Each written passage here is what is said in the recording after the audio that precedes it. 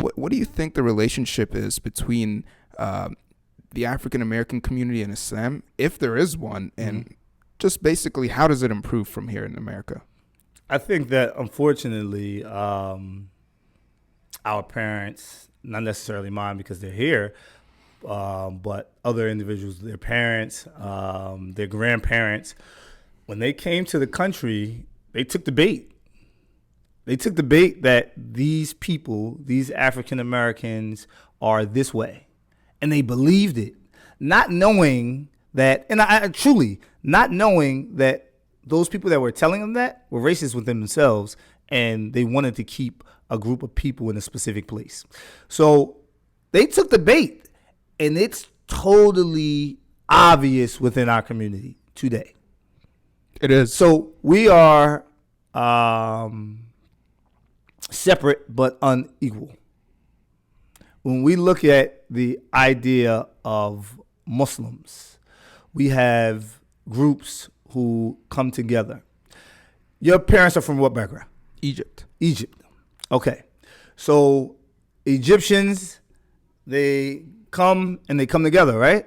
It's great. The culture, it's my brother actually went to Azhar. So nice. Yeah. So, pretty connected with the community, specifically in New Jersey.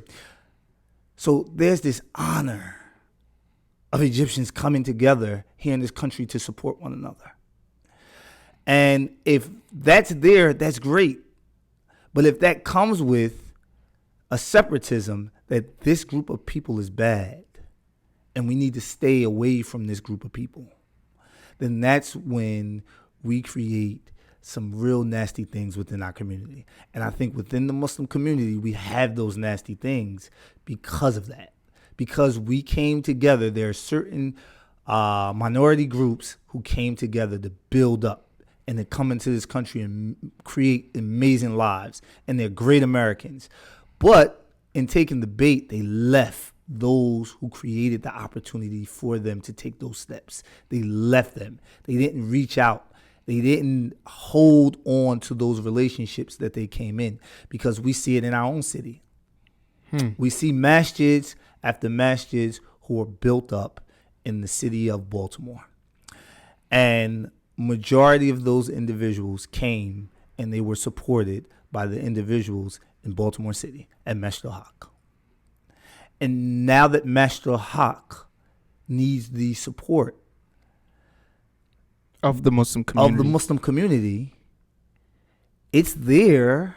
It's in our heart, like we talked about before. We want to do it. We want to do the right thing, but we don't. And my question to you is, like, why? Why is that the case? When 15 years ago and 20 years ago, when there were no other masjids other than this struggling African-American community or masjid, and they opened their arms to every group of people to say, let us help you while you're going to school, while our parents were going to school. Let us help you. Let us support you. And then when their time of need kicked in, we just made dua and we left it there. Why is that the case? I have no idea, honestly. Do you know why? Or do you want me to answer this? Keep it authentic. Let me give you my best answer for so far. I think that the Muslim community in the United States doesn't act like it's a minority. Acts like it's a majority because they come from majority Muslim countries. Mm-hmm. And so when Egyptians come here, or when Saudis or Pakistanis or Indians, they're coming here thinking we're Muslims. This is usually Muslims all around us. And when they surround themselves, like you said, with only Muslims, then you kind of get diluted by your reality. And you forget that you have your African American brothers. You forget that you have other people out there, and that your Islamic duties are more than just praying and fasting. They're much, much more than that. If anything, praying and fasting is like 10%, and then 90% is the rest of the work that you're doing, the rest of the character and all of that. And I do think that also the Muslim community in the United States has separated and differentiated itself from the African American community in a way that I don't think is healthy, like you said. So I think is there any way to fix this? no, it's absolutely a way to fix it. The way to fix it is for me and you having these conversations and holding our elders accountable. Like, we can't be afraid to say that something is wrong, even within our own houses, even with our own family. And I think that it's reflective of what's going on from socially with African Americans in this nation as a whole.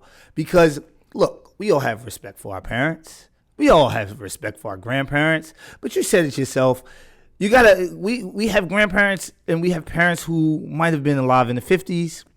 And what was normal then was that it was okay to be racist totally to a group of people. Right. And there are people who still believe that.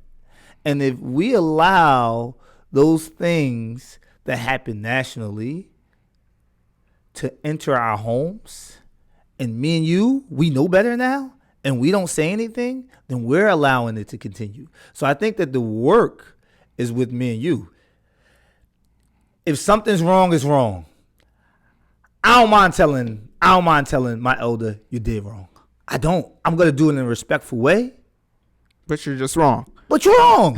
Listen, you're wrong.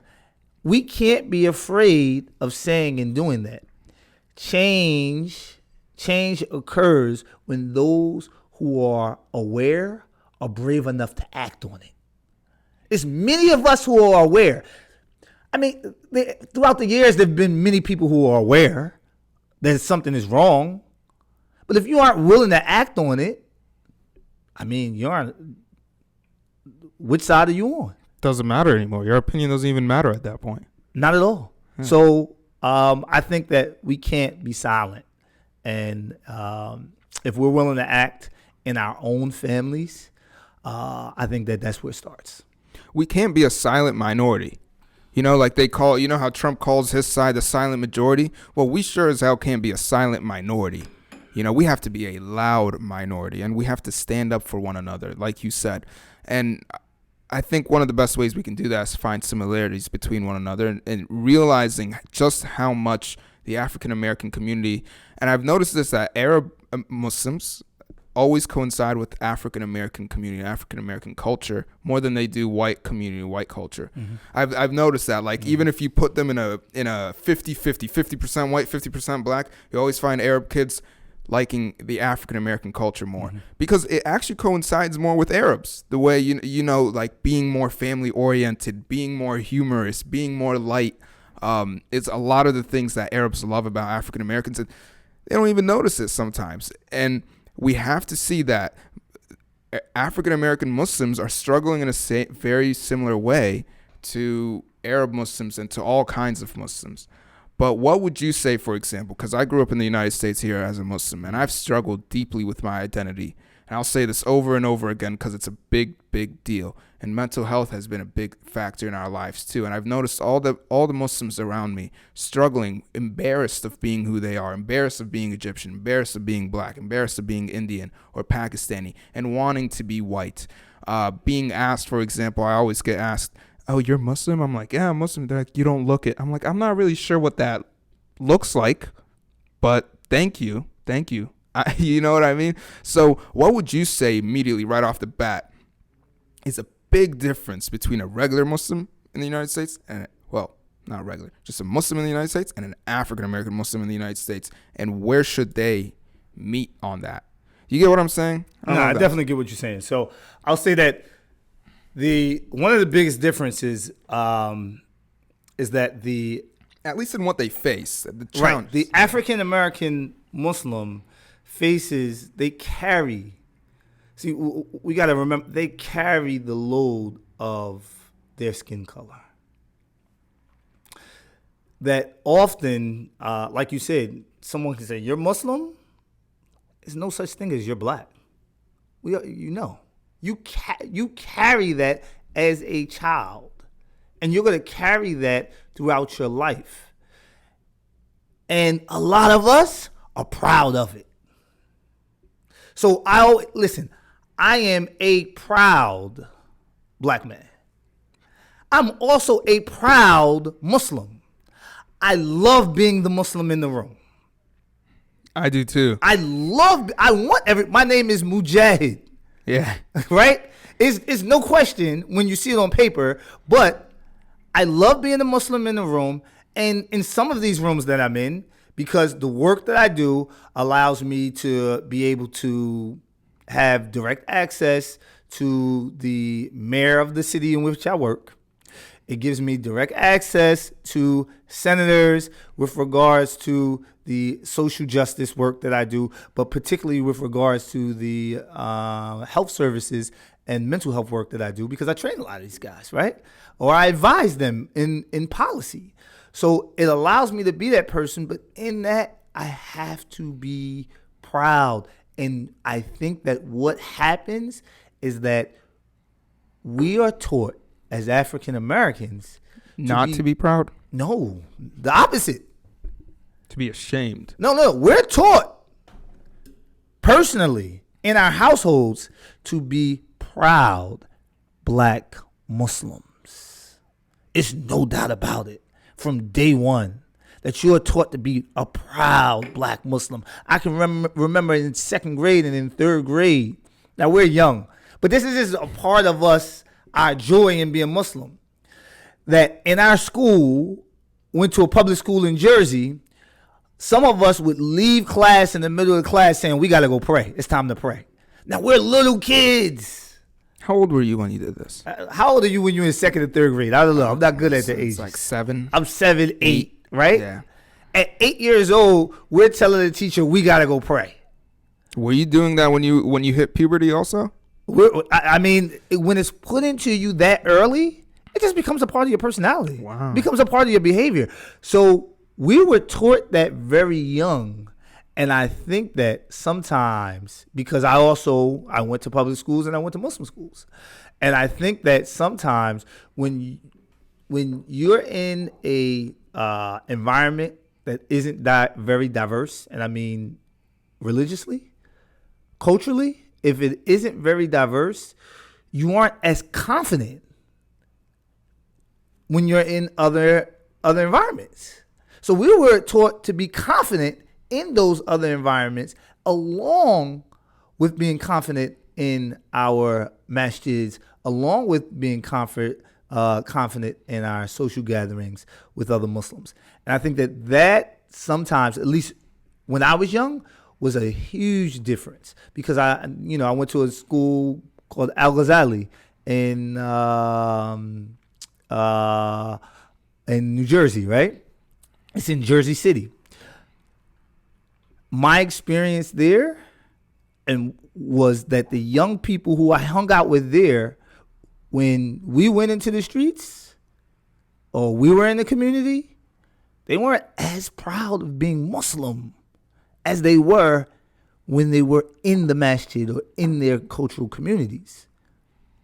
Why is that? Just environment. Listen. It's environment. I mean, it's tough being a young Muslim. It's very, very tough. In this culture, we got to be honest. It's very tough, and if we aren't honest about that, we're doing our kids injustice. And I think that we were better prepared for it in some cases because of the experiences we had as being black. Yes. And that's what I wanted to get to. That's going back to what I said, that skin color. When we were taught to treat Islam like our skin color, that it wasn't something that we can ever separate from.